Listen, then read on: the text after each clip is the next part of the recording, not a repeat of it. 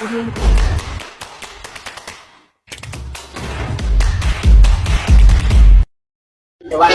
over me, into the top, into the top, into the top, into the top,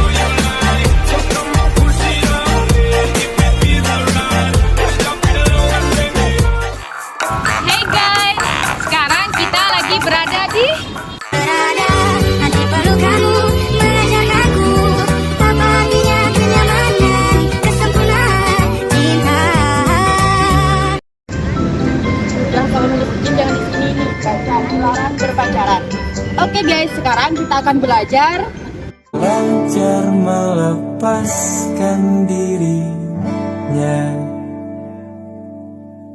walau setengahku bersamanya. Sudah sama-sama, kita sudah sekarang.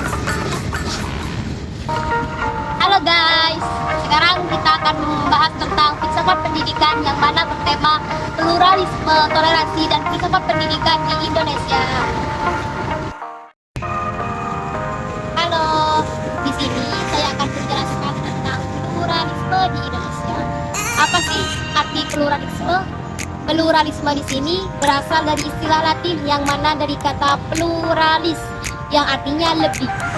Sedangkan pengertiannya merupakan suatu realita yang tersusun dalam suatu keanggotaan yang mana tersusun dalam jenis. Sedangkan pluralisme di Indonesia ini merupakan suatu keadaan masyarakat yang terdiri dari beberapa etnik, agama, dan kelompok budaya yang berada di dalam satu negara yang mana berlandasan pada Pancasila dan berpegang teguh pada Bhinneka Tunggal Ika. Jurnal ini bisa saya kutip dari Baik, sekarang saya akan menjelaskan tentang toleransi di Indonesia. Toleransi sendiri berasal dari bahasa Latin yaitu tolere yang berarti mengangkat. Sedangkan bersikap toleransi adalah sikap saling menghargai antara perbedaan keyakinan, pendapat maupun praktik peribadatan. Contohnya sendiri dalam kehidupan sehari-hari adalah teman saya yang berbeda keyakinan dari agama Kristen dan agama Islam. Mereka saling bersahabat dari waktu masih kecil dan sampai sekarang mereka masih erat tali persahabatannya. Itulah mengapa Indonesia dikenal dengan toleransi yang sangat tinggi. Nah, sekarang kita sudah mengetahui apa itu pluralisme dan juga toleransi. Di sini saya akan menjelaskan tentang filsafat pendidikan Islam. Yang mana menurut Muzayinah Arifin, filsafat pendidikan Islam adalah konsep pendidikan berpikir tentang kependidikan yang berlandaskan kepada ajaran agama Islam, yaitu tentang hakikat kemampuan manusia untuk dapat dibina dan dikembangkan, serta dibimbing untuk menjadi manusia muslim yang dijiwai oleh ajaran agama Islam, yaitu kepribadiannya. Sekian, terima kasih, dan linknya bisa lihat di bawah. Dari materi di atas bisa kita tarik kesimpulan bahwasanya pluralisme dan toleransi itu adalah dua hal yang berbeda namun memiliki makna yang sama. Pluralisme adalah suatu paham yang menghargai perbedaan di dalam suatu golongan atau kelompok masyarakat dan tidak mempermasalahkan, artinya memperbolehkan setiap golongan atau kelompok masyarakat untuk menjaga keotentikan kebudayaannya masing-masing. Sedangkan toleransi adalah sikap menghargai di atas segala perbedaan yang ada. Terima kasih. Baik, kesimpulannya di sini, pluralisme adalah keberagaman yang terdapat dalam suatu bangsa atau masyarakat Indonesia. Sedangkan toleransi di sini adalah konsep modern untuk menggambarkan sikap saling menghargai dan sikap saling menghormati. Dan filsafat Indonesia di sini adalah perangkat ilmu pengetahuan yang Baik, di sini saya akan menunjukkan bahwa pluralisme yaitu keberagaman Indonesia yang terdiri dari berbagai suku, ras, budaya, dan agama. Sedangkan toleransi adalah sikap menghargai satu sama yang lain. Sedangkan kaitan antara toleransi dan pluralisme yaitu toleransi mengedepankan sikap menghargai orang lain. Sedangkan pluralisme yaitu suatu usaha yang memahami komunitas lain dengan sebuah pemahaman. Dan filsafat pendidikan Islam yaitu adalah suatu ilmu yang mempelajari tentang agama.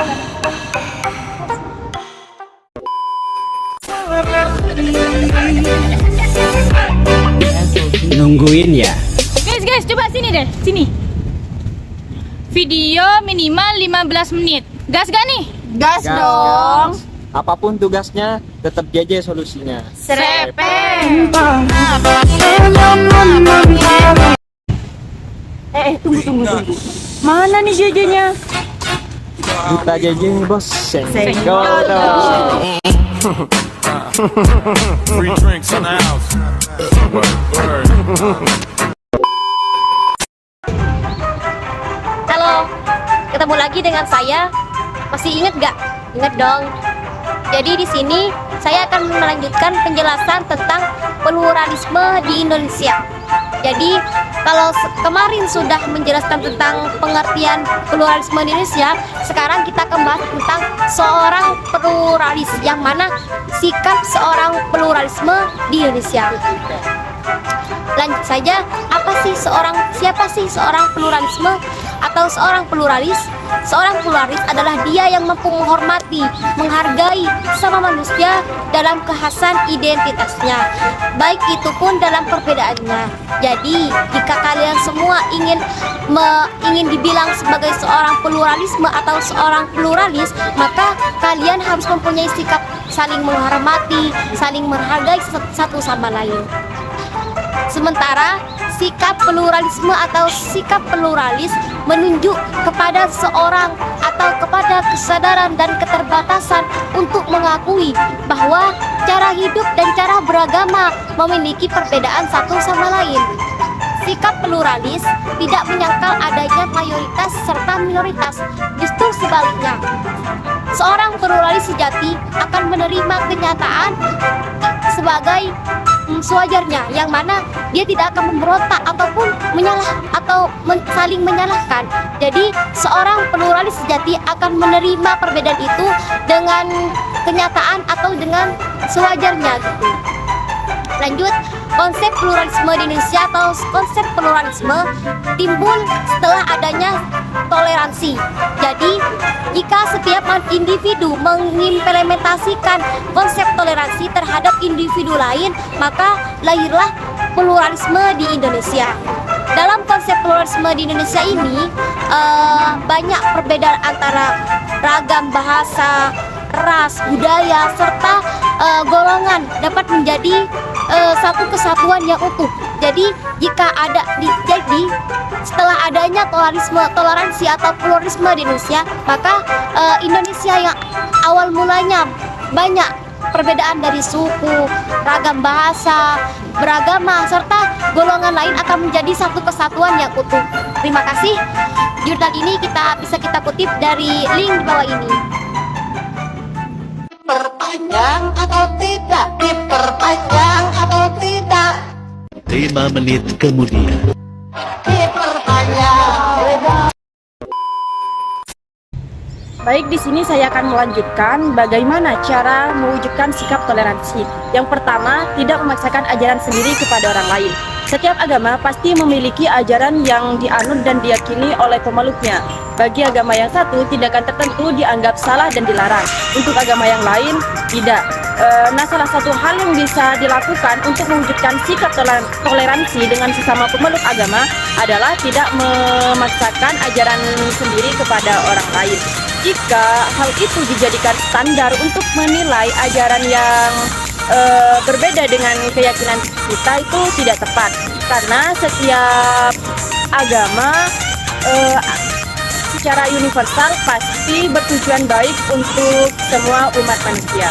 Nah, yang kedua, tidak mengganggu ibadah orang lain.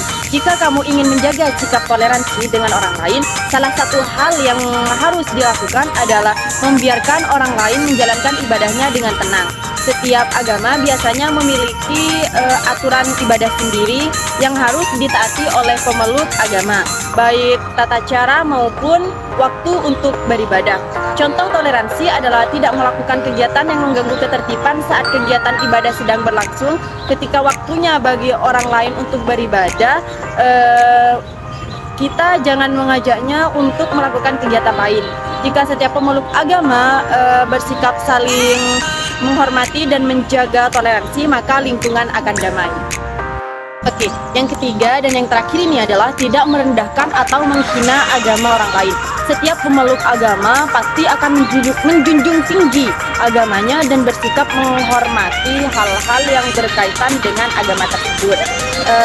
Sikap merendahkan atau menghina bisa bermacam-macam. Ada yang melakukannya melalui kata-kata, ada pula dalam bentuk tindakan.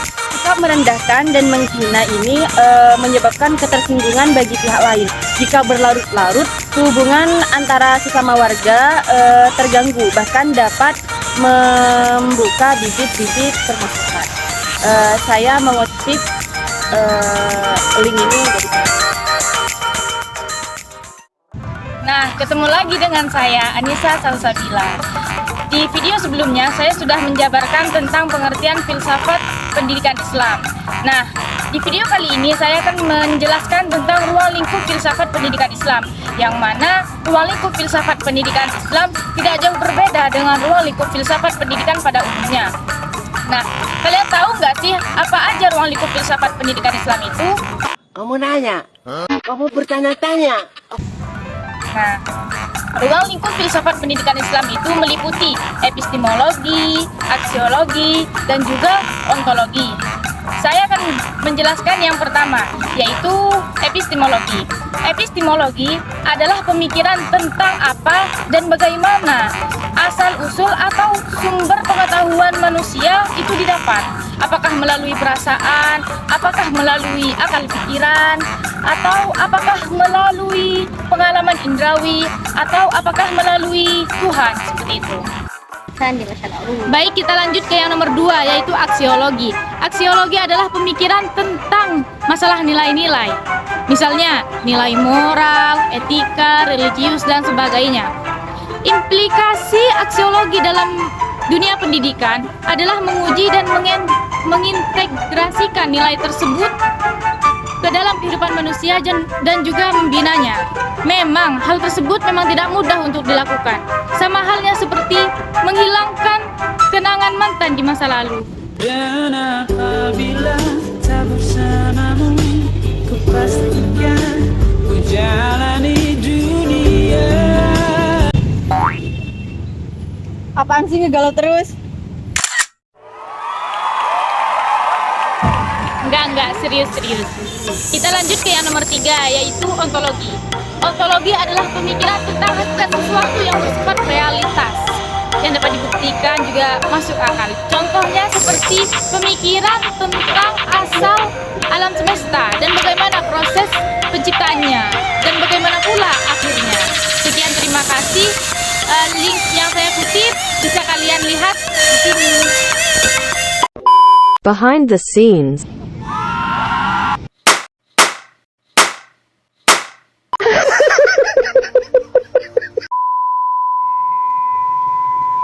Ini beda nih.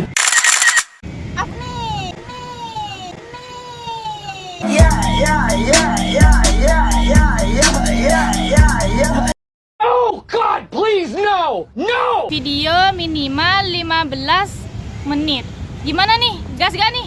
Gas dong. Oke. Duta JJ apa dulu? Zaskia Gotik ke rumah Yahya. Sinematik dulu ya guys ya.